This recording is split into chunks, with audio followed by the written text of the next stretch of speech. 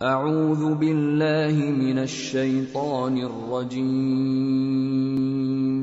وَلِلَّهِ الْأَسْمَاءُ الْحُسْنَى فَادْعُوهُ بِهَا وَذَرُوا الَّذِينَ يُلْحِدُونَ فِي أَسْمَائِهِ سَيُجْزَوْنَ مَا كَانُوا يَعْمَلُونَ۔ اور اللہ کے سب نام اچھے ہی اچھے ہیں، تو اس کو انہی ناموں سے پکارا کرو، اور جو لوگ اس کے ناموں میں کجی اختیار کرتے ہیں ان کو چھوڑ دو، وہ جو کچھ کر رہے ہیں ان قریب اس کی سزا پائیں گے۔ بسم اللہ الرحمن الرحیم، الحمد للہ رب العالمین وبہ نستعین، وصلی اللہ وسلم علی سید الانبیاء والمرسلین وعلی آلہ واصحابہ اجمعین ومن تبعہم بإحسان الی یوم الدین، اما بعد۔ اعوذ باللہ السمیع العلیم من الشیطان الرجیم، من ہمزہ ونفخہ ونفثہ۔ ھذا بلاغ للناس ولینذروا بہ وَلِيَعْلَمُوا أَنَّمَا هُوَ إِلَٰهٌ وَاحِدٌ وَلِيَذَّكَّرَ أُولُو الْأَلْبَابِ۔ پچھلے درس میں شرعی علم کی جو اہمیت تھی وہ آپ کے سامنے رکھی گئی تھی۔ آج کے اس درس میں انشاءاللہ براہ راست ہمارا جو موضوع ہے فقہ اسماء اللہ الحسنی، اللہ سبحانہ وتعالیٰ کی اسماء حسنی، اللہ سبحانہ وتعالیٰ کی صفات علیہ، اس کے افعال، اس سے متعلق پڑھنا پڑھانا، اس سے متعلق جانکاری حاصل کرنا، اس کی کتنی اہمیت ہے، اس سے متعلق آج انشاءاللہ آپ کے سامنے باتیں رکھی جائیں گی۔ کیونکہ گزشتہ درس میں شرعی علم کی جو عام اہمیت ہے وہ آپ کے سامنے بتلائی گئی تھی۔ آج براہ راست اس موضوع سے متعلق پڑھنا پڑھانا، واقفیت حاصل کرنا، اس موضوع سے متعلق جو آگاہی حاصل کرنی ہے، اس کا کیا درجہ ہے اس علم کا، وہ انشاءاللہ آپ کے سامنے باتیں رکھی جائیں گی۔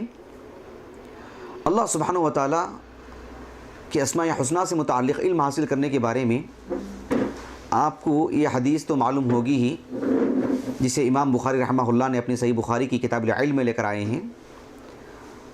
آپ علیہ السلام کے ایک صحابی معاویہ بن ابی سفیان رضی اللہ عنہما یہ کہتے ہیں کہ آپ علیہ السلام خطبہ دے رہے تھے، اور خطبہ ارشاد فرماتے ہوئے آپ نے یہ فرمایا، معروف حدیث، من یرید اللہ بہ خیرا یفقہہ فی الدین، بہت ہی عام حدیث ہے، حدیث کا ایک ٹکڑا ہے یہ۔ اللہ رب العالمین جس کے ساتھ خیر کا ارادہ کرتا ہے اسے دین کی فقہ عطا فرماتا ہے۔ ایسا نہیں ہے کہ اللہ تعالیٰ جب کسی کے ساتھ خیر کا ارادہ کرتا ہے تو اسے وہ اور وہ اور وہ چیز عطا کرتا ہے، ایسا نہیں۔ جس کے ساتھ خیر کا ارادہ کرتا ہے، اور خیر جو بھی ہے زمین میں آسمان میں جو کچھ بھی خیر اللہ نے رکھا ہے، وہ کسی بندے کو سونپنا چاہتا ہے رب العالمین، کسی کو عطا کرنا چاہتا ہے تو اسے دین کی فقہ عطا فرماتا ہے۔ اور جب دین کی بات کرتے ہیں تو اس میں سب سے عظیم درجہ رب العالمین کی اسماء حسنی کو پڑھنا ہے۔ تو اللہ تعالیٰ جب کسی کے ساتھ خیر کا ارادہ کرتا ہے تو اسے سب سے پہلے اللہ سبحانہ وتعالیٰ کی اسماء حسنی کی فقہ عطا فرماتا ہے، اور اس کو بالکل عام معنی میں نہ لیں، کوئی سیدھی سادی بات نہیں ہے، بہت گہری بات ہے، بہت اہم بات ہے۔ اللہ سبحانہ وتعالیٰ سے متعلق ہمیں بہت ساری چیزیں معلوم ہوں، دین کے بہت سارے گوشوں سے متعلق ہمیں واقفیت ہو، لیکن اللہ رب العالمین کے اسماء حسنی سے متعلق بالکل ہی بے خبر رہیں، یہ بہت بڑا عیب ہے ایک مسلمان کے حق میں، اس لیے کہ وہ جس پر ایمان لایا ہے اسے اللہ سبحانہ وتعالیٰ کی اسماء حسنی، اس کے صفات سے متعلق اسے علم ہی نہیں ہے، اور شریعت کی جو دیگر ابواب ہیں اس سے متعلق واقفیت ہے، بس جو بچی ہوئی بات ہے وہ اللہ کی ذات ہے، اللہ کے ذات کے بارے میں کچھ نہیں جانتا ہے، بہت بڑا عیب ہے یہ۔ اس خلا کو پر کرنے کی ضرورت ہے۔ اہل علم نے شروع دن سے اس سے متعلق بہت اہتمام کیا۔ امام بخاری رحمہ اللہ کی جو صحیح بخاری ہے اس میں مستقل ایک کتاب ہی ہے، کتاب التوحید، جس میں اللہ سبحانہ وتعالیٰ کے اسماء حسنی، اس کی صفات کو جہاں ثابت کیا گیا ہے، وہیں پر اس سے متعلق جو تعویلات کی گئی ہیں اہل بدعت پر رد بھی ہے۔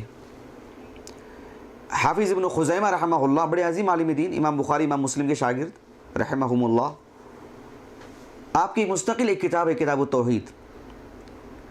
اسی طرح سے بہت سارے علماء نے چھوٹی موٹی کتابیں، دور حاضر میں تو اس کا بہت زیادہ اہتمام کیا گیا. بالخصوص اس کا کریڈٹ جو ہے سعودی عرب کو ملتا ہے، عرب دنیا کو، بالخصوص سعودی عرب کے علماء کو، جنہوں نے غیر معمولی اہتمام کیا اس پر. یہاں مجھے اہمیت سے متعلق یہ بات بتلانا ہے کہ ایک تو اللہ سبحانہ و تعالیٰ کی ذات، اللہ اکبر، اللہ سبحانہ و تعالیٰ کی ذات سب سے عظیم ہے، اور اس سے متعلق پڑھنا، اس کے ناموں کو پڑھنا، اس کی صفات کو پڑھنا، یہ علم سب سے عظیم علم کہلائے گا. اللہ سبحانہ و تعالیٰ کے اسماء حسنہ کو پڑھنے سے اللہ سبحانہ و تعالیٰ سے محبت، اللہ سبحانہ و تعالیٰ کا سچا خوف، اللہ سبحانہ و تعالیٰ کی نافرمانیوں سے دور ہونا، یہ ساری چیزیں اس میں داخل ہو جاتی ہیں. اللہ سبحانہ و تعالیٰ سے ہم دعا کرتے ہیں. اللہ کے اسماء حسنہ کا اگر ہمیں علم نہ ہو، اس کی صفات کا علم نہ ہو، ہم کس سے پوچھ رہے ہیں، کس سے مانگ رہے ہیں؟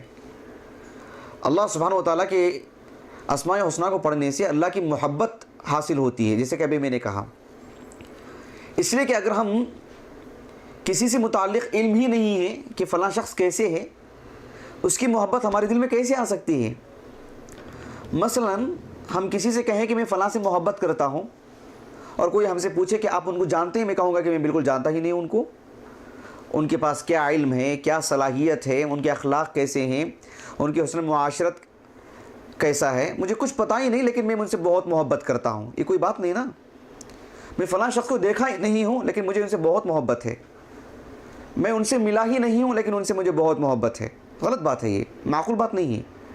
جن سے مجھے محبت ہوتی ہے مجھے معلوم ہے کس بنیاد پر میں ان سے محبت کر رہا ہوں، ان کے علم پر، ان کی تبلیغ پر، ان کے انفاق پر، وغیرہ وغیرہ. اللہ سبحانہ و تعالیٰ سے متعلق ہمیں معلوم ہی نہیں ہے تو کہاں سے سچی محبت آ سکتی ہے؟ یہ ناممکن سی بات ہے. ورنہ بس اس حد تک کہ اللہ رازق ہے، ایسی بس روزی روٹی دے رہا ہے، اس سے مجھے تو اللہ سے تعلق ہے، بس پیٹ بھرنے کا مسئلہ ہو. اللہ سبحانہ و تعالیٰ کے پورے اسماء حسنہ کو اگر پڑھیں تو غیر معمولی محبت پیدا ہوتی ہے. اللہ سبحانہ و تعالیٰ کی عظمت ہمارے دل میں آتی ہے. آپ دیکھیں قرآن مجید میں اتنی آیتیں ہیں جن میں اللہ کے اسماء حسنہ کو پڑھنے کا حکم دیا گیا. ایک آیت کریمہ ہے، معروف آیت کریمہ سورۃ البقرہ کی. اللہ تعالیٰ نے فرمایا یا ایھا الذین آمنوا ادخلوا فی السلم کافہ ولا تتبعوا خطوات الشیطان انہ لکم عدو مبین فإن زللتم من بعد ما جاءتکم البینات. اس کے بعد اللہ نے کہا فاعلموا ان اللہ عزیز حکیم. یہ قابل غور بات. فاعلموا یعنی تم جان لو، اللہ نے حکم دیا ان اللہ عزیز حکیم، اللہ عزیز ہے، اللہ حکیم ہے، یہ تم جان لو. کیا مطلب ہے اس کا؟ کیا مطلب ہے اس کا؟ اللہ عزیز ہے، اللہ حکیم ہے، تم جان لو. کیا مطلب ہے؟ اللہ سبحانہ و تعالیٰ کے اسماء حسنہ میں سے ایک نام ہے عزیز. یہ جاننا ہے کہ بس اللہ کا ایک نام ہے عزیز، یا اس کی تفصیلات کو جاننا ہے؟ عزیز کا معنی کیا ہے، عزیز کا مفہوم کیا ہے، پھر اس سے متعلق جو کتاب و سنت میں بڑی وسیع معلومات دی گئی ہیں ان کو جاننا ہے. کیا مطلب ہے اس کا؟ صرف یہ نہیں ہے کہ مجرد اللہ کا ایک نام ہے عزیز اس کو جان لو، اللہ کا ایک نام ہے حکیم مجرد اس کو جان لو، محض اس کو جاننا ہے. وہ تو علم نہیں. ایسا کون سا مسلمان ہے بتلائیے جسے یہ نامعلوم ہو کہ اللہ کے اسماء حسنہ میں سے ایک نام عزیز بھی ہے؟ سب کو معلوم ہے. تو اس آیت کریمہ میں کس بات کا حکم دیا جا رہا ہے؟ فاعلموا یعنی تم جانو، یعنی تمہارے لوازمات میں، تمہاری ذمہ داریوں میں یہ بات ہونی چاہیے کہ تم اس سے متعلق علم حاصل کرو. اللہ رب العالمین نے ابراہیم علیہ السلام سے متعلق جو گفتگو ہوئی ہے، جو مرنے کے بعد دوبارہ زندہ کرنے سے متعلق جو بات ہے، اللہ نے کہا وَإِذْ قَالَ إِبْرَاهِيمُ رَبِّ أَرِنِي كَيْفَ تُحْيِي الْمَوْتَى. ابراہیم علیہ السلام نے کہا کہ اے اللہ مجھے ذرا اس کی خبر دے، ذرا مجھے بتلا دے کہ تو مرنے کے بعد دوبارہ کیسے زندہ کرتا ہے موتا کو. وَإِذْ قَالَ إِبْرَاهِيمُ رَبِّ أَرِنِي كَيْفَ تُحْيِي الْمَوْتَى قال أولم تؤمن قال بلى ولكن ليطمئن قلبي قال فخذ أربعة من الطير فصرهن إليك ثم اجعل على كل جبل منهن جزءا ثم ادعوهن يأتينك سعيا. اللہ نے کہا کہ جو ہے کیا تمہیں اس بات پر یقین نہیں ہے کہ میں دوبارہ زندہ کروں گا؟ کہا کہ اے اللہ ضرور پورا یقین ہے مجھے، کیوں نہیں، البتہ میرے دل کو تسکین ہو جائے، سکون مل جائے مجھے. اللہ نے کہا کہ ٹھیک ہے، 4 پرندوں کو لو، ان کے ٹکڑے ٹکڑے کر دو اور انہیں جا کر کے پہاڑ پر رکھ دو. ثم ادعوہن، پھر انہیں تم آواز دو، بلاؤ ان کو، یاتینک سعیا، پھر دوڑ کر کے تمہارے پاس پورے پرندے آئیں گے۔ یہ پوری بات بتلانے کے بعد اللہ نے کیا فرمایا معلوم ہے اپنے ابراہیم سے، اپنے خلیل سے علیہ السلام؟ کہا کہ وَاعْلَمْ أَنَّ اللَّهَ عَزِيزٌ حَكِيمٌ، یعنی اے ابراہیم تم جان لو، یہ قرآن کی جو آیات ہیں کچھ سیدھے سادے معنی میں نہیں، سادگی سے نہیں لینا چاہیے کہ وَاعْلَمْ تم جان لو، وَاعْلَمْ أَنَّ اللَّهَ عَزِيزٌ حَكِيمٌ، اے ابراہیم تم جان لو کہ اللہ عزیز ہے، اللہ حکیم ہے۔ یعنی باقاعدہ پڑھنا چاہیے، معلوم کرنا چاہیے کہ اللہ عزیز ہے، معلوم کرنا چاہیے کہ اللہ حکیم ہے۔ اللہ سبحانہ و تعالیٰ نے قرآن مجید میں ایک اور جگہ پر سورۃ البقرہ ہی میں کہا کہ وَقَاتِلُوا فِي سَبِيلِ اللَّهِ، وَقَاتِلُوا فِي سَبِيلِ اللَّهِ، اللہ کے راستے میں قتال کرو، اور فوراً کہا وَاعْلَمُوا أَنَّ اللَّهَ سَمِيعٌ عَلِيمٌ، اور جان لو کہ اللہ سمیع ہے، اللہ علیم ہے۔ یہاں بھی یہی کہوں گا میں، اس کو سیدھے سادے معنی میں نہ لے کہ تو بس تم جان لو اور نکل جاؤ آگے۔ اللہ سمیع ہے، اللہ کے ناموں میں سے ایک نام السمیع ہے، اللہ کے ناموں میں سے ایک نام العلیم ہے، جان لیں آگے بڑھیں، ایسا نہیں۔ اللہ سمیع ہے تو جانیں پورے شعور کے ساتھ، اس کی تفصیلات کے ساتھ۔ ایک واقعہ میں آپ کو بتلاتا ہوں، کتب حدیثیہ میں بالخصوص صحیح بخاری وغیرہ میں بھی یہ حدیث موجود ہے، اور یہ واقعہ خولہ بنت سعد رضی اللہ عنہا کا جب بڑا معروف واقعہ ہے۔ انہوں نے نبی کریم صلی اللہ علیہ وسلم سے اپنے شوہر سے متعلق کچھ شکایت کی۔ آپ علیہ السلام کا گھر کچھ بڑا نہیں تھا، ہم لوگ جانتے ہیں، سیدھا سادہ چھوٹا سا گھر، حتیٰ کہ جو ہے آسانی کے ساتھ رہنا بھی دشوار تھا۔ ہم جانتے ہیں آپ علیہ السلام کا جو گھر تھا، جو مکان تھا۔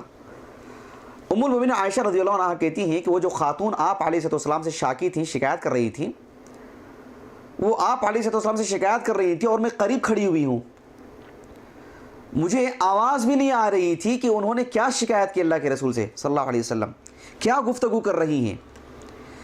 ان کی گفتگو ختم ہوئی اور اچانک سے آیتیں نازل ہوئی، وہی نازل ہوئی قد سمع اللہ قول التی تجادلک فی زوجہا وتشتکی الی اللہ، اللہ نے اس عورت کی آواز کو سن لیا، اس کی شکایت کو اللہ نے سن لیا۔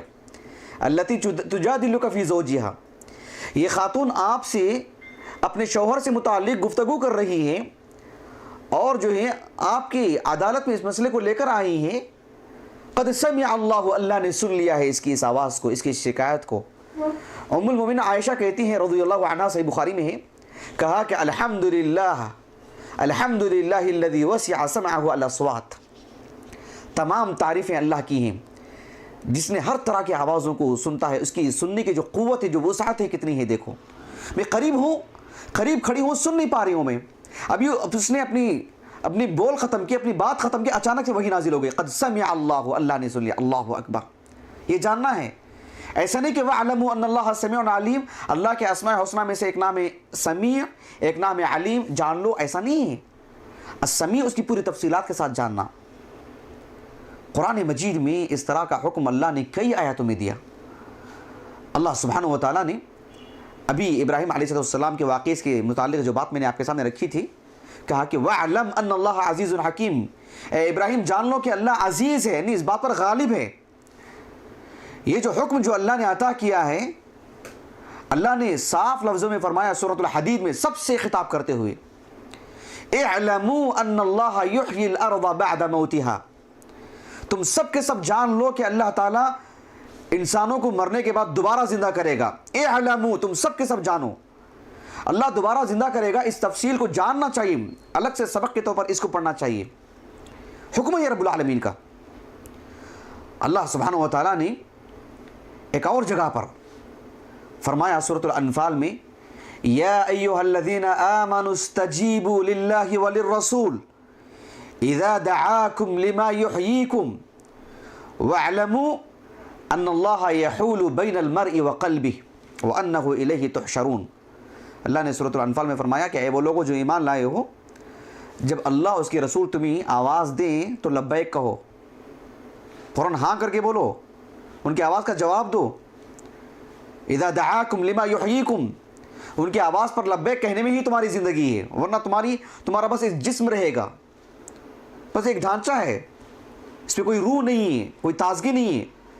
لما یحییکم، اس کے بعد اللہ نے فرمایا وَاعْلَمُوا، تم سب کے سب جان لو، ان اللہ یحول بین المرء وقلبہ، کہ اللہ سبحانہ و تعالیٰ بندے اور اس کے دل کے درمیان آتا ہے.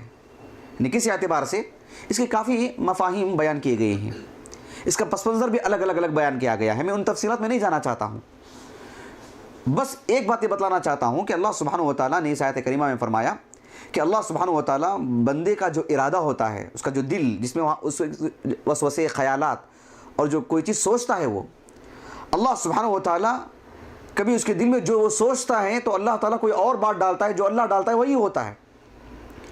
ہاں اصل کے اعتبار سے بندے کے دل میں جو خیال آتا ہے وہ بھی اللہ ہی کی طرف سے، لیکن بندہ کسی کام کرنے کا مکمل ارادہ کر لیتا ہے. وما تشاءون الا ان یشاء اللہ. تو اللہ سبحانہ و تعالیٰ جس پر وہ مصر رہتا ہے کہ میں ایسا ہی کر کے رہوں گا، اللہ سبحانہ و تعالیٰ اس سے کچھ اور کام کرواتا ہے. گویا کہ وَاعْلَمُوا، اس کو جاننا چاہیے اس معاملے کو، یہ کیا تفصیلات ہیں اس میں، یہ اللہ کی کیا قدرت ہے. اللہ سبحانہ و تعالیٰ نے ایک اور جگہ پر غور طلب بات ہے، سورۃ التوبہ میں فرمایا یا ایھا الذین آمنوا قاتلوا الذین یلونکم من الکفار ولیجدوا فیکم غلظہ واعلموا ان اللہ مع المتقین. اے وہ لوگوں جو ایمان لائے ہو، تم قتال کرو ایسے کافروں سے جو تمہارے آس پاس ہیں. اس کا پس منظر ہے، پس منظر سے ہٹ کر کے سمجھیں گے تو پھر آیاتوں کا غلط معنی نکل جائے گا. اے وہ لوگوں جو ایمان لائے ہو، ان سے قتال کرو جو تمہارے آس پاس میں ہیں، قریب میں ہیں. وَلْيَجِدُوا فِيكُمْ غِلْظَةً، تمہارا معاملہ ان کے ساتھ ایسا ہو کہ جو ہے واقعی تمہارے تعلق سے وہ سختی پائیں ان کے دلوں میں. اس لیے کہ مومن کا تعلق ایک کافر سے ایک خاص پس منظر ہے، اس کا وہ سمجھنا چاہیے. اس کے بعد اللہ نے فرمایا وَاعْلَمُوا أَنَّ اللَّهَ مَعَ الْمُتَّقِينَ، تم جان لو کہ اللہ متقیوں کے ساتھ ہے. میں دوبارہ کہوں گا یہی بات کہ اس کو بھی سیدھے معنی میں نہ لیں، اس کی تفصیلات کو جانیں. اللہ اہل ایمان کے ساتھ کیا معاملہ کرتا ہے، اللہ کا برتاؤ کیسے ہوتا ہے، اہل تقویٰ کے ساتھ رب العالمین کا کیا معاملہ ہوتا ہے، اس کو تفصیل سے جاننا. اس کو لفظوں میں نہیں، ترجمے کی حد تک کہ اللہ تم جان لو کہ اللہ متقیوں کے ساتھ ہے، ایسا نہیں، اس کی تفاصیل کے ساتھ. میں بتا رہا ہوں نا کتنی جگہوں پر اللہ نے مختلف نام لیے اپنے، کہا کہ اللہ جان لو کہ اللہ یہ اور یہ ہے. انفاق کی بات کو لے لیجیے، اللہ کے راستے میں خرچ کرنے کو. اللہ رب العالمین نے فرمایا سورۃ البقرہ میں یا ایھا الذین آمنوا انفقوا من طیبات ما کسبتم ومما اخرجنا لكم من الارض ولا تيمموا الخبيث منه تنفقون ولستم بآخذيه الا ان تغمضوا فيه واعلموا ان الله غني حمید. اے وہ لوگوں جو ایمان لائے ہو، جو تم خرچ کرتے ہو تمہارے پاکیزہ مال میں سے، اور جو زمین سے جو پیداوار ہے اس میں سے جو تم خرچ کرتے ہو اس میں سے اچھا مال خرچ کرو. ولا تیمموا الخبیث منہ تنفقون، تمہارا جو مال ہے چاہے وہ زمین کی پیداوار ہو یا کچھ بھی ہو، اس میں سے اچھا اور عمدہ جو خرچ کرو اللہ کے راستے میں، ردی مال نہیں. ولستم بآخذی، یہ ردی مال تم اپنی ذات کے لیے لینا گوارا نہیں کر سکتے، برداشت نہیں کر سکتے، تو تم دوسروں کو دینے کے لیے کیوں راضی ہو جاتے ہو. اس کے بعد اللہ نے کہا کہ وَاعْلَمُوا، تم اس کے بارے میں علم حاصل کر لو کہ ان اللہ غنی حمید، اللہ غنی ہے، اللہ بے نیاز ہے ایسے انفاق سے. کیا مطلب ہے اس کا؟ اللہ کے غنا کو جانیں، اللہ کی بے نیازی کیسے ہوتی ہے اس کو جانیں. اللہ حمید ہے، اللہ کیسے قابل تعریف ہے. اللہ سبحانہ و تعالیٰ کی ذات حمید ہے تو کس معنی میں؟ بات واضح ہو رہی؟ اس کو تفصیلات کے ساتھ جاننا، ایسے نہیں کہ اللہ حمید ہے جان لیں اور نکل جائیں آگے. اللہ غنی ہے، اللہ حلیم ہے، نہیں، پوری تفصیلات کے ساتھ. سورۃ البقرہ بڑی تفصیل، جو سورۃ البقرہ جو ہے بہت ہی بڑی سورہ ہے. اس میں ہم جانتے ہیں کہ احکام بڑی تفصیل کے ساتھ بیان کیے گئے، کسی اور سورہ میں اتنی تفصیل کے ساتھ نہیں ہے. سورۃ النساء، سورۃ التوبہ، سورۃ النور، سورۃ الاحزاب اور بھی دیگر سورتیں جس میں بڑی تفصیل سے احکام بیان کیے گئے ہیں، ویسے ہی سورۃ البقرہ میں بڑی تفصیل کے ساتھ احکام. جہاں اللہ نے سورۃ البقرہ میں اتنی تفصیل کے ساتھ احکام بیان فرمایا ہے، اسی سورے میں جگہ جگہ پر اللہ کے اسماء حسنہ کو پڑھنے کا اللہ نے حکم دیا. حتیٰ کہ طلاق جیسے مسائل میں، طلاق کے مسائل، رضاعت کے مسائل، دودھ پلانے کے جو مسائل ہیں، کسی عورت کے شوہر کا انتقال ہو گیا، وہ عدت میں ہے یا وہ مطلقہ ہے، یا اس طرح کے جو مسائل ہیں، ان سے دوبارہ نکاح کرنے کے جو مسائل ہیں، اس کے ضمن میں بھی اللہ نے اسماء حسنہ کو پڑھنے پڑھانے کا حکم دیا. آپ دیکھو سورۃ البقرہ میں ایک جگہ پر اللہ رب العالمین نے فرمایا وَإِذَا طَلَّقْتُمُ النِّسَاءَ فَبَلَغْنَ أَجَلَهُنَّ یعنی جب تم عورتوں کو طلاق دے دو اور ان کا وقت پورا ہو جائے، ان کی جو طلاق کا جو پورا معاملہ ہے، اس کے بعد اللہ رب العالمین نے فرمایا کہ تم یا تو عورتوں کو اپنے جو ماتحت رکھتے ہیں اچھے سے رکھو، ان کے اخراجات پورے کرنا، ان کو محبت سے پیش آنا، ان کی ضرورتیں پوری کرنا، یہ حسن معاشرت جو ہوتی ہے نہیں کر پاتے ہیں، اور سرحوہن بالمعروف، اچھے طریقے سے آپ انہیں بھیج دو ان کے گھروں کو۔ اس کے بعد رب العالمین نے فرمایا کہ آپ ان عورتوں کو رکھ کر کے سختی مت کرو، ان کو ضرر اور نقصان نہ پہنچاؤ۔ پھر اس کے بعد اللہ رب العالمین نے فرمایا وَلَا تَتَّخِذُوا آيَاتِ اللَّهِ هُزُوًا وَاذْكُرُوا نِعْمَةَ اللَّهِ عَلَيْكُمْ وَمَا أَنزَلَ عَلَيْكُمْ مِنَ الْكِتَابِ وَالْحِكْمَةِ يَعِظُكُمْ بِهِ۔ اللہ نے کہا کہ اللہ کی آیاتوں کو مذاق میں مت لو، اور اللہ کی اس نعمت کو یاد کرو جو اللہ سبحانہ و تعالیٰ تم پر اس کتاب کو نازل کر کے، اس حکمت کو نازل کر کے تم پر احسان کیا ہے۔ اس کے بعد آخر میں جو ہمارے موضوع سے متعلق ہے کہا کہ وَاتَّقُوا اللَّهَ وَاعْلَمُوا أَنَّ اللَّهَ بِكُلِّ شَيْءٍ عَلِيمٌ۔ تم اللہ کا ایک تقوی اختیار کرو اور تم جان لو کہ اللہ تعالیٰ ہر چیز کا علم رکھنے والا ہے، یعنی اس کو جاننا، اللہ تعالیٰ ہر چیز کا علم رکھتا ہے، اس کو جاننا۔ بلکہ اللہ نے سوال تک کیا سورۃ الحج میں، الم تعلم، کیا مطلب اس کا، کیا معنی ہے اس کا؟ الم تعلم، کیا ابھی تک نہیں جانے تم لوگ؟ یہ مطلب اس کا، الم تعلم ان اللہ یعلم ما فی السماء والارض، اللہ سبحانہ و تعالیٰ زمین و آسمان میں کیا کچھ ہے سب جانتا ہے، کیا تم نے ابھی تک یہ نہیں جانا؟ یعنی اللہ علیم ہے، تم نے جانا نہیں ابھی تک؟ اللہ اکبر، سوال دیکھ رہے ہیں آپ، زجر دیکھیں اس میں کیسی ہے، ڈانٹ دیکھیں کیسی ہے، یعنی اللہ تعالیٰ علیم ہے، ابھی تک تم نے جانا ہی نہیں، کیا جاننا چاہیے؟ اللہ سبحانہ و تعالیٰ کے اسماء حسنہ کو پڑھنا، واتقوا اللہ واعلموا ان اللہ بما تعملون بصیر، واعلموا ان اللہ یعلم ما فی انفسکم فاحذروا، واعلموا ان اللہ غفور حلیم، اللہ غفور ہے، اللہ حلیم ہے، اللہ عزیز ہے، اللہ حکیم ہے، اللہ سبحانہ و تعالیٰ سمیع ہے، علیم ہے، غنی ہے، حمید ہے، یہ سب نام لے لے کر کے اللہ نے کہا کہ جان لو جان لو جان لو۔ بات واضح ہوگی آپ کو؟ یہ ہمارا کوئی نظریہ نہیں ہے، ہماری اپنی رائے، ہماری اپنی جانب سے بات نہیں ہے، یہ خود اللہ نے کہا کہ اللہ کے ان ناموں کو جانو، ان ناموں سے مراد محض ان ناموں کو نہیں، اللہ سبحانہ و تعالیٰ کے اسماء حسنہ کو، اللہ سبحانہ و تعالیٰ کے صفات کو، وَاعْلَمُوا أَنَّ اللَّهَ مَوْلَاكُمْ نِعْمَ الْمَوْلَى وَنِعْمَ النَّصِيرُ وَإِن تَوَلَّوْا فَاعْلَمُوا أَنَّ اللَّهَ مَوْلَاكُمْ۔ اگر یہ لوگ منہ موڑ لیں اسلام سے اور تمہارے خلاف کھڑے ہو جائیں، فَاعْلَمُوا أَنَّ اللَّهَ مَوْلَاكُمْ، تم جان لو کہ اللہ تمہارا مولا ہے، اللہ تمہارا کارساز ہے، تمہارا حامی اللہ ہے، تمہارا مددگار اللہ ہے۔ کیا مطلب ہے اس کا؟ اسی لیے ہماری ہمتیں اتنی پست ہیں، اللہ ہمارا حامی ہے، ہمیں اس کا علم نہیں، ہم نے جانا ہی نہیں اس معاملے کو۔ نعم المولا و نعم النصیر، یہ ہماری زبان پہ جستی نہیں ہے بات، اس لیے کہ اللہ سبحانہ و تعالیٰ کے اسماء حسنہ کو ہم نے پڑھا نہیں ہے۔ تو اللہ رب العالمین کے اسماء حسنہ کو جاننا، اس کی اہمیت غیر معمولی، خود اللہ نے اس کا حکم دیا۔ یہاں میں آپ کو ایک اور بات بتلاتا ہوں، بہت ہی قابل غور بات، یقیناً آپ بھی میرے اس بات میں جو اتفاق کریں گے۔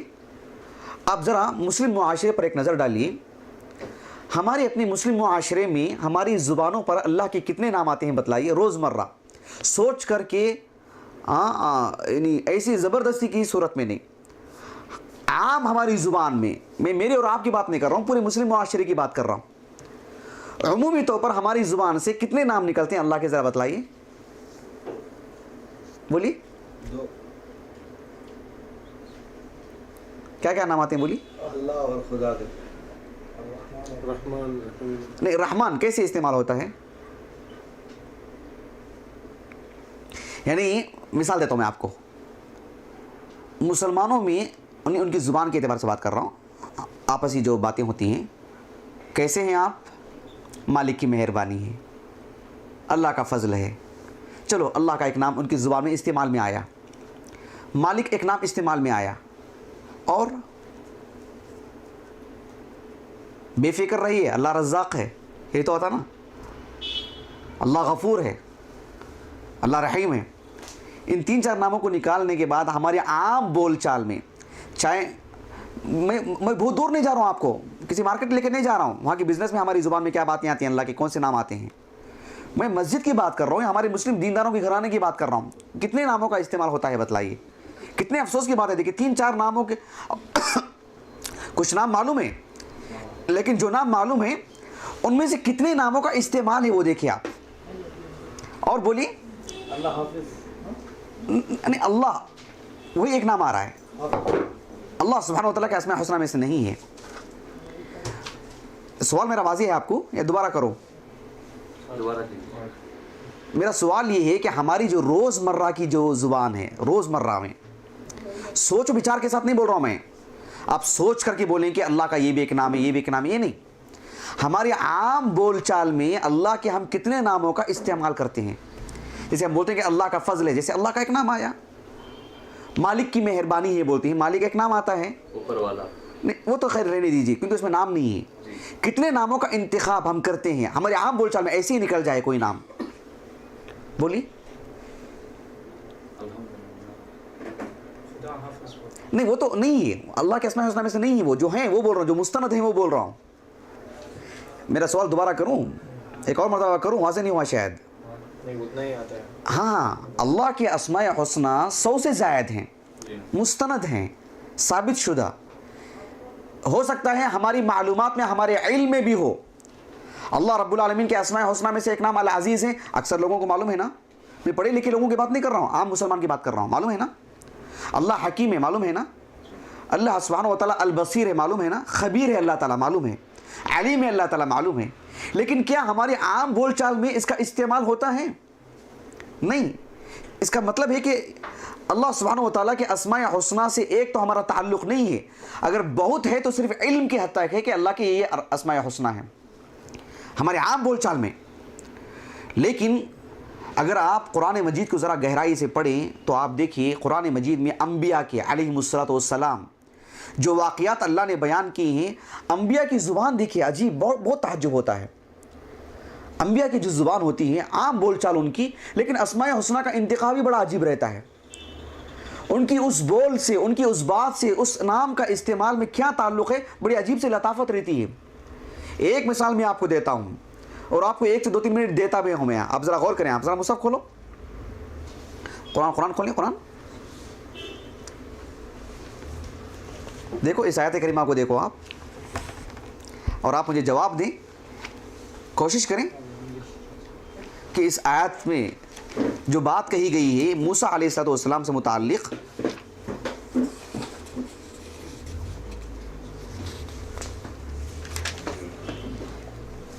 آیت کریمہ ہے 54 50 پر 4 54.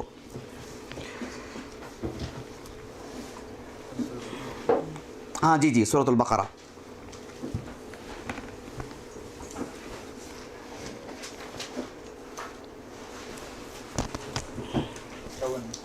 جی اب دیکھیے، غور طلب بات ہے. میں آپ کو ہلکا پھلکا سا ایک پس پس بتلا دیتا ہوں 2 لفظوں میں. موسیٰ علیہ السلام مصر میں تھے، ایک حادثہ پیش آیا، آپ مدین چلے گئے، مدین سے واپسی میں آپ کو نبوت ملی، آپ دوبارہ مصر آئے، ایک عرصہ آپ دعوت و تبلیغ کا کام کرتے رہے. فرعون، اللہ سبحانہ و تعالیٰ نے فرعون سے ان کو نجات دلائی. آپ اپنی قوم بنی اسرائیل کو لے کر کے سمندر پار کرنا چاہا، پیچھے سے فرعون آیا، یہ نکل گئے، فرعون غرق ہو گیا. یہاں تک قصہ ہم کو معلوم ہے. اس کے بعد وادی تیہ معلوم ہے آپ کو، وادی سینا کہاں آتا ہے معلوم ہے؟ مصر اور سعودی عرب کے درمیان ایک جو وی کے شکل میں ایک علاقہ ہے معلوم ہے، وہ مصر کا ایک حصہ ہے. وہ اس میں ایک زمانے تک موسیٰ علیہ السلام اپنی قوم کے ساتھ تھے. وہاں آنے کے بعد موسیٰ علیہ السلام کو اللہ تعالیٰ نے طور پر بلایا اور آپ کو تورات کا نسخہ آپ کو عطا کیا اللہ نے.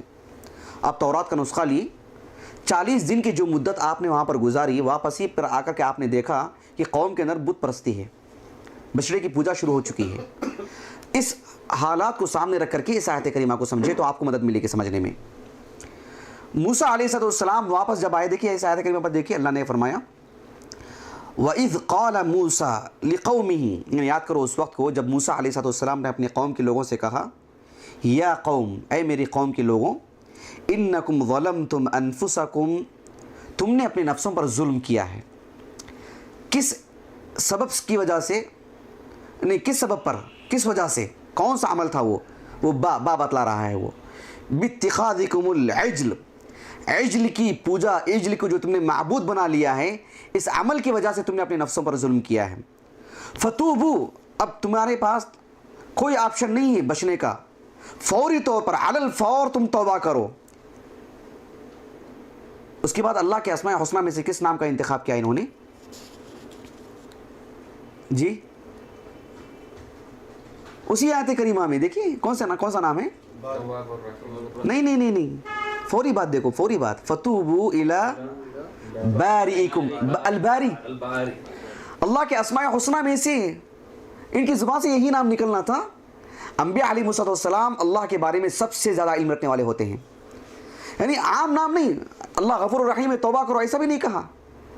फतूबू इला बारीकुम, तवाब, गफूर, गफ़ार, रहीम, रहमान, अल बारी, क्या मुनासबत है इसमें? ज़ुबान से अचानक उनकी ज़ुबान से अल बारी निकला। इला खालिकुम, अल खालिक भी नहीं, अल बारी, ऐसी क्या बारीकी है इसमें? सुभान अल्लाह। आप देख रहे हैं ये एक मिसाल नहीं है, ऐसी दसियों मिसालें हैं। मैं आपको ऐसी दसियों नहीं कह रहा हूँ, आपको दूंगा मिसालें इंशाअल्लाह, जिसमें आप ये जान करके हैरान हो जाएंगे कि अंबिया के आम जुबान में कैसे नामों का इंतखाब। अल्लाह अकबर। चूंकि हमको इल्म नहीं है इसलिए बस घुमा फिरा करके रज़्ज़ाक़ और गफ़्फ़ार, इस तीसरा कोई नाम नहीं निकलता अल्लाह के अलावा। अल-बारी क्या मतलब है इसका? तो उसके बाद देखो, फतूबू इला बारीइकुम फ़क़्तुलू अनफुसकुम, कफ़ारा क्या है तुम्हारा? कफ़ारा यही है कि अपने आप को क़त्ल कर दें, यही कफ़ारा। अल्लाह अकबर, पिछली शरीयत में। उसके बाद देखो, ज़ालिकुम खैरुल लकुम इंद बारीइकुम, तुम्हारा ये अमल अल्लाह सुब्हानहु व तआला के हुज़ूर यही सबसे बेहतर है। इला बारीइकुम, अल बारी, ऐसे क्या इसमें लताफत है, इसमें बारीकी क्या है इस नाम के इंतखाब में?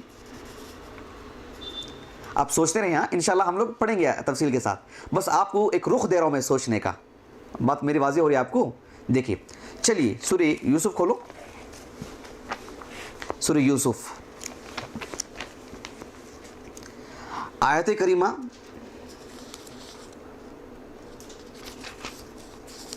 39, 30 पर 9, 39 आयत नंबर।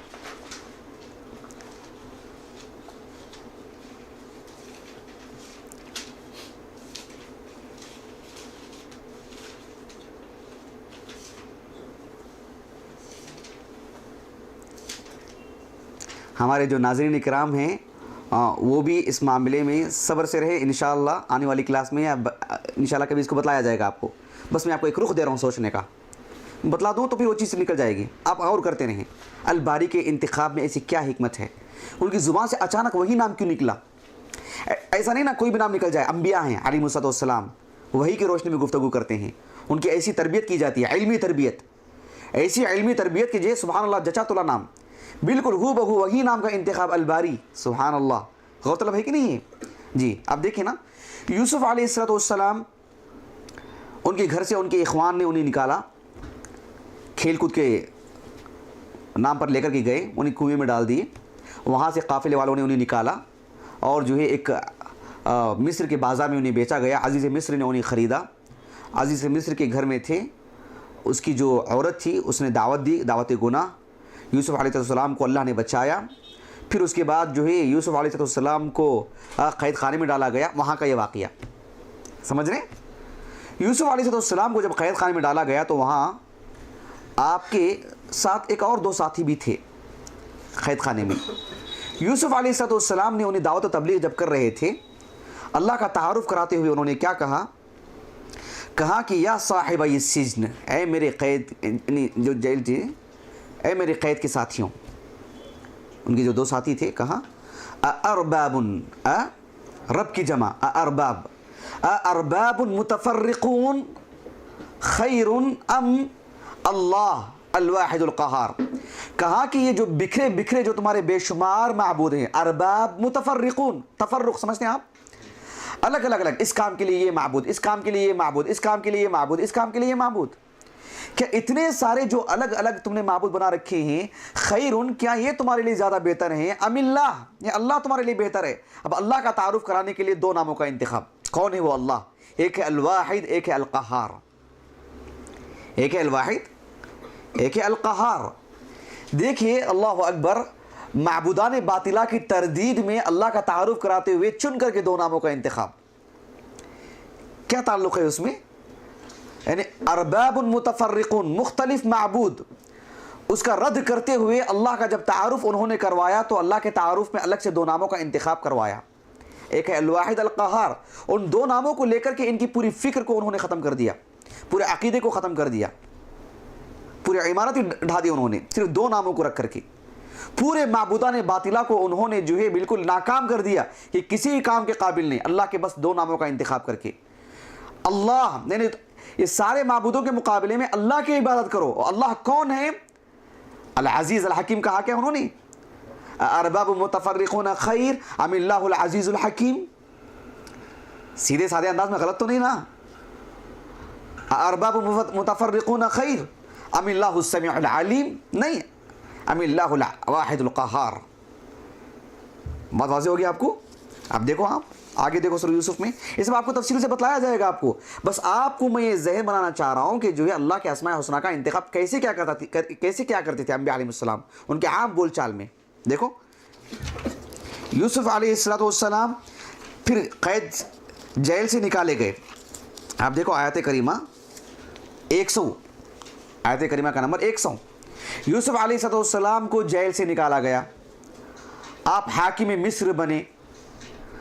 ایک جو بڑا معاملہ آیا تھا قید سالی کا، آپ نے اناج کو اسٹاک کیا، پھر لوگوں کو وقت پر دیتے رہے. کنعان سے ان کے اخوان، ان کے بھائی بھی آئے. جب ان کے بھائی آئے پھر جو ہے ان کے سگے بھائی کو لے لیا گیا، بنیامین کو. پھر جو یعقوب علیہ السلام، ان کی اہلیہ، ان کے سارے بھائی سب مل کر کے آئے اور یوسف علیہ السلام کے سامنے سب بیٹھ گئے.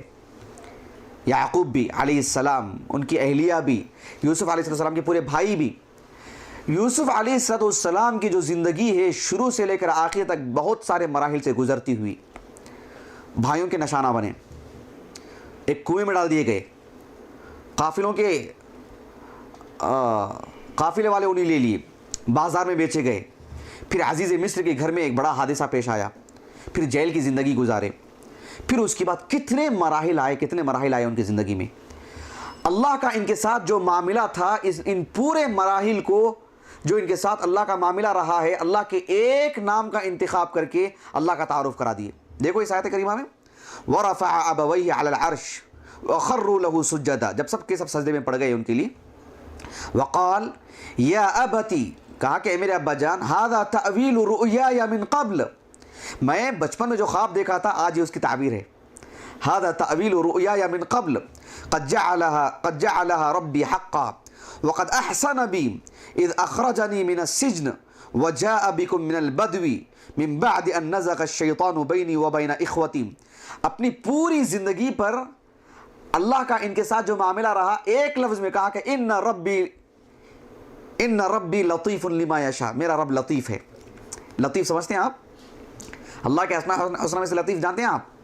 ہماری زندگی میں سے اگر ہر ایک غور کرے تو یہی کہے گا کہ ان ربی لطیف لما یشاء، لیکن ہم کو معلوم ہی نہیں لطیف کے کیا معنی ہیں. یوسف علیہ السلام اللہ کا تعارف جو ان کے ساتھ اتنی لمبی زندگی میں جو رہا ہے، ایک نام میں پورا تعارف کرا دیے. اگر آپ کو معلوم ہو جائے لطیف کے معنی میں، واقعی آپ بولیں گے سبحان اللہ، لیکن ہم کو نہیں معلوم ہے اس لیے خاموش بیٹھے ہوئے ہیں.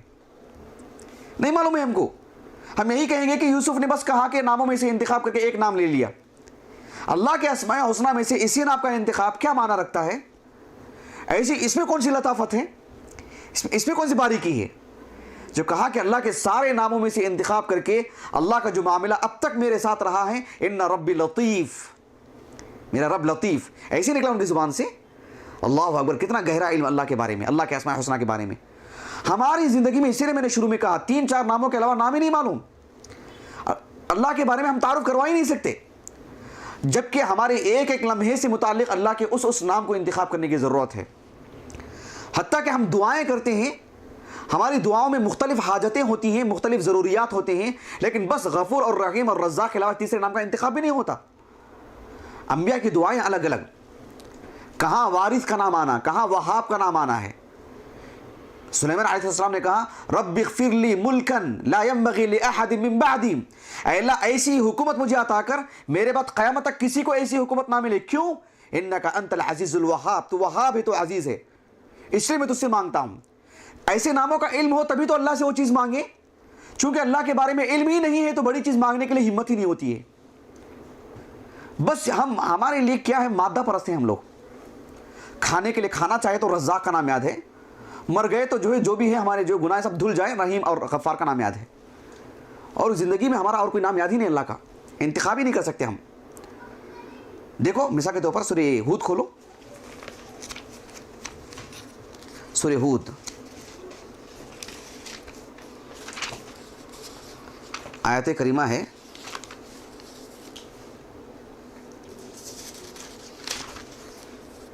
80 پر 9, 89. کتنا وقت باقی ہے؟ ہاں دیکھا آپ نے, ہم میں کے جو افراد جو یہاں بیٹھے ہیں سب جانتے ہیں کہ شعیب علیہ السلام کی قوم میں کون سا جرم اور کون سا مرض تھا, معلوم ہے نا ہم کو, معروف, سب جانتے ہیں. کون سا تھا وہ؟ معروف قضیہ ہے, سب جانتے ہیں. شعیب علیہ السلام جب ان کی قوم کو نصیحت کرتے تو ان کی قوم ان کے خلاف ہو جاتی. ایسے ہوتا ہمیشہ انبیاء کے, علماء کے خلاف, مصلحین کے خلاف, جو بھی اس طرح سے حق لے کر کے اٹھتے ہیں ان کے خلاف ایسے معاملہ ہوتا ہے. اب یہاں پر غور طلب بات کیا ہے, شعیب علیہ السلام نے اپنی قوم کے لوگوں سے کہا, وَيَا قَوْمَ, آیت نمبر 80 پر 9 دیکھو, 89. وَيَا قَوْمَ لَا يَجْرِمَنَّكُمْ شِقَاقِي, اے میری قوم میری دشمنی میں اندھے مت بن جاؤ, میری دشمنی میں آ کر کے تم میرے خلاف ایسے ویسے کام مت کر لو, اس لیے کہ أَن يُصِيبَكُمْ مِثْلُ مَا أَصَابَ قَوْمَ نُوحٍ أَوْ قَوْمَ هُودٍ أَوْ قَوْمَ صَالِحٍ, اس لیے کہ میرے خلاف تم دشمنی اختیار کر کے کچھ بھی کر لیں گے نا, تو ذرا ہود علیہ السلام, نوح علیہ السلام, صالح علیہ السلام کی قوموں کو بھی ذرا دیکھ لو. وہ بھی اپنے وقت کے انبیاء علیہ السلام سے دشمنی مول کر کے ان کے خلاف کھڑے ہوئے, انجام کیا ہوا ان کا, میرے خلاف دشمنی کر کے تم ایسی ویسی حرکت کریں گے تو پھر تم بھی سمجھ لو کیا ہونے والا ہے تمہارے ساتھ. وَمَا قَوْمُ لُوطٍ مِّنْكُمْ بِبَعِيدٍ, لوط علیہ السلام کی قوم کے ساتھ جو برتاؤ ہوا وہ بھی کچھ تم سے دور نہیں ہے. یہاں اہل علم کہتے ہیں, بالخصوص ابن کثیر وغیرہ رحمہ اللہ, لوط علیہ السلام کی قوم کا معاملہ بھی کچھ دور پر نہیں ہے, کا مطلب یہ ہے کہ زمانی اعتبار سے, زمانے کے اعتبار سے قریب کا زمانہ, یہ بھی بہت دور کا زمانہ نہیں ہے. نوح علیہ السلام کا زمانہ بہت دور کا, ہود علیہ السلام, صالح علیہ السلام, پرانے انبیاء علیہ السلام. لوط علیہ السلام اور شعیب علیہ السلام کی قوم میں جو فاصلہ ہے زمانے کے اعتبار سے, ان انبیاء علیہ السلام کے مقابلے میں زیادہ دوری والا زمانہ نہیں, ابھی قریب کا واقعہ ہے. لوط علیہ السلام کی قوم کو کیسے اللہ نے جو ہے ہلاک کیا ان کے خلاف کھڑے ہونے کی وجہ سے.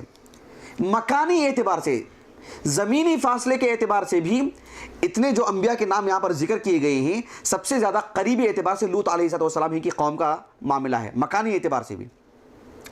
اب اس کے بعد دیکھو کیا کہتے ہیں شعیب علیہ السلام, وَاسْتَغْفِرُوا رَبَّكُمْ, اپنے رب سے استغفار کرو, ثُمَّ تُوبُوا إِلَيْهِ, اس کی طرف رجوع کر لو, اللہ سے توبہ کر لو.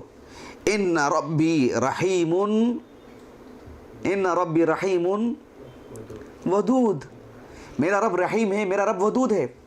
شعیب علیہ السلام کی قوم کے اندر جو جرم تھا, جو گناہ تھا, اس گناہ کو دھلنے کے لیے, اللہ سے معافی مانگنے کے لیے اللہ کے جن ناموں کا انہوں نے انتخاب کیا ہے, ایک تو رحیم ایک تو ودود. کیا تعلق ہے ان کی اس بات سے, ان کے اس جرم سے اللہ سے تعلق جڑانے کے لیے اللہ کے اسماء حسنہ میں سے چن کر کے رحیم اور ودود کا نام کا انتخاب. غفور اور رحیم بھی نہیں, رحیم ودود, سب کیا مطلب ہے یہ؟ نہیں, غور کرنے کا معاملہ ہے ہی نہیں ہماری زندگیوں میں. اللہ کے اسماء حسنہ کو بالخصوص بہت گہرائی سے پڑھنے کی ضرورت ہے. اللہ رب العالمین نے قرآن مجید میں جن اس طرح کے جو واقعات بیان کیے ہیں, ساتھ میں اللہ نے بہت سارے احکام نازل کیے ہیں. ایک بات بتلا کر کے میں اپنی بات کو ختم کر دیتا ہوں, اور انشاءاللہ آنے والی کلاس میں سے مستقل قواعد پڑھیں گے انشاءاللہ. ایک قاعدہ بورڈ پہ لکھاؤں گا, پھر اس کی توضیح, اس کی تفصیل بتلاؤں گا آپ کو. لیکن اس ضمن میں ایک مثال اور پڑھ لیں, اپنی بات کو میں ختم کر دیتا ہوں. آپ سورہ مائدہ کھولو, بڑا دلچسپ واقعہ اہل علم نے بیان کیا ہے, بہت دلچسپ. سورۃ المائدہ میں سورہ نمبر ہے اس کا 5 اور آیت کریمہ ہے جی, آیت کریمہ ہے 38 پر 8. آیت کریمہ 38، اللہ تعالیٰ نے فرمایا والسارق والسارقۃ، السارق کے معنی کیا ہیں؟ چور، مرد، السارقہ عورت، والسارق والسارقہ فاقطعوا ایدیہما، ان دونوں کے ہاتھ کاٹ دو، ہاتھ سے مراد یہ پورا ہاتھ نہیں، یہ فاقطعوا ایدیہما، اور بھی دانا ہاتھ مراد ہے، جزاء بما کسبا، یہ بدلہ ہے جو انہوں نے جو جرم کیا ہے اس کی بدلے میں ان کو جو جزا دی جا رہی ہے، نکالا من اللہ، نکال کے معنی کیا ہیں؟ نکال، نکال اس سزا کو بولتے ہیں جو وہ سب کے سامنے دی جاتی ہے، بند کمرے میں دیں گے اس کو نکال نہیں کہتے، سب کے سامنے عبرتناک جو سزا دی جاتی ہے اسی کو نکال کہتے ہیں، نکالا من اللہ۔ تو امام شافعی رحمہ اللہ کے دور کے ایک عالم ہیں، اس دوسری صدی کے، بہت ہی مشہور لغوی ہیں، الاسمعی کے نام سے معروف ہیں، نام سنیں آپ لوگ، الاسمعی، ان کا واقعہ جو ہے بہت ہی مشہور ہے، کئی کتابوں میں بیان کیا گیا ہے، تفاسیر وغیرہ کی بھی، کہ یہ ایک اعرابی کو، اعرابی جانتے ہیں آپ لوگ؟ اعرابی ایک بدو، ایک دیہاتی، ایک عرب کا دیہاتی، اعرابی، اس کو قرآن سنا رہے تھے وہ تلاوت، جب اس آیت کریمہ پر پہنچے تو انہوں نے ایسے پڑھا والسارق والسارقۃ فاقطعوا ایدیہما جزاء بما کسبا نکالا من اللہ واللہ غفور الرحیم۔ اس نے کہا روک دیا، غلط پڑھ رہے ہیں آپ، آگے آپ غلط پڑھ رہے ہیں، کہا کہ میں حافظ کی تو حافظ ہے، حافظ میں ہوں، کہا کہ آپ حافظ ہیں لیکن معنی کے اعتبار سے غلط ہے، کیسے ہے؟ واللہ غفور الرحیم نہیں آ رہا ہے وہاں پر، بات نہیں بن سکتی، بات نہیں بن سکتی، تو اپنے حافظے کی بنیاد پر پھر پیچھے سے پڑھتے ہوئے آئے والسارق والسارقۃ فاقطعوا ایدیہما جزاء بما کسبا نکالا من اللہ واللہ عزیز حکیم، تاکہ آپ صحیح ہے، اس لیے کہ اس میں چور مرد ہو یا عورت ہو اس کے ہاتھ کاٹنے کی بات کہی جا رہی ہے، اور اللہ غفور الرحیم ہے، کیا مطلب ہے اس کا؟ چور کا ہاتھ کاٹ دو اس لیے کہ اللہ غفور ہے، چور کا ہاتھ کاٹ دو اس لیے کہ اللہ رحیم ہے، اللہ عزیز ہے، اللہ غالب ہے اپنے اس فیصلے کو نافذ کرنے میں، اپنے اس قانون کو نافذ کرنے میں، اللہ کا قانون ہے، برحق ہے اور ہو کے رہے گا، کوئی اسے ٹال نہیں سکتا، اسے کوئی ختم نہیں کر سکتا، اس کے خلاف کوئی کھڑا ہو نہیں سکتا، اللہ عزیز ہیں، اور یہ اللہ سبحانہ و تعالیٰ کا یہ جو قانون ہے بس انسانوں پر تھوپنے والا نہیں ایک رائے ہے، بلکہ یہ حکمت کا تقاضا بھی یہی ہے، حکیم ہے رب العالمین، کہا کہ ہاں اب بات بنتی ہے۔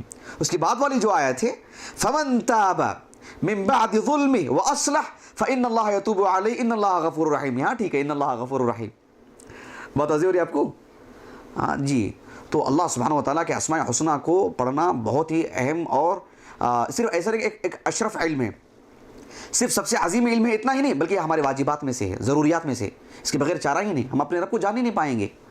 تو انشاءاللہ آنے والی کلاس سے آپ کو اس کے قواعد پہلے آپ کو بتلاؤں گا، اسماء حسنہ کو، اس کی صفات کو سمجھنے کے قواعد کیا ہیں، وہ قواعد پہلے ہم پڑھیں، ان قواعد کی تطبیق کے لیے مثالیں بھی دوں گا آپ کو انشاءاللہ، پھر اس کے بعد انشاءاللہ ایک ایک اسم کو لے کر کے اس کی تفصیلات سے پڑھیں گے، اس اسم کا معنی کیا ہے، اس اسم کا تقاضا کیا ہے، اس اسم کا ہماری زندگی پر اثر کیسے ہوگا، انشاءاللہ کافی تفصیل سے پڑھیں گے۔ اللہ تعالیٰ سے دعا ہے کہ اللہ سبحانہ و تعالیٰ یہ جو اشرف علم ہے اس کو پڑھنے، اس کے تقاضے پورے کرنے کی اللہ ہمیں طاقت عطا فرمائے۔